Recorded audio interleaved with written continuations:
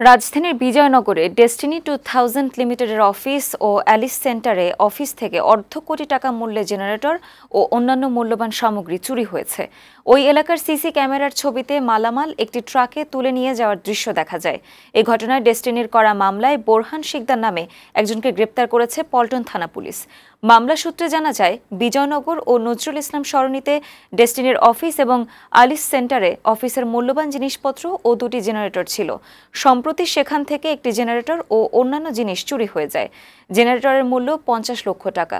গত 21 মার্চ এ ঘটনায় পল্টন থানায় মামলা হলে গতকাল চুরির সাথে জড়িত সন্দেহে বোরহান শিকদারকে গ্রেপ্তার করে পুলিশ।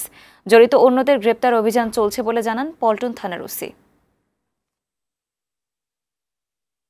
বোরহানকে আজকে আমরা আটক করতে পেরেছি। বোরহানকে জিজ্ঞাসা করার পরে কিছু তথ্য পেয়েছি। তথ্য অনুযায়ী কাজ চলতেছে, অভিযান চলতেছে। এখন সবগুলোরে ধরলে যে তাহলে আমরা কনফার্ম করতে পারবো যে এটা মূল কে, আসলে বোরহান না অন্য কেউ। কালকে করে তুলবে।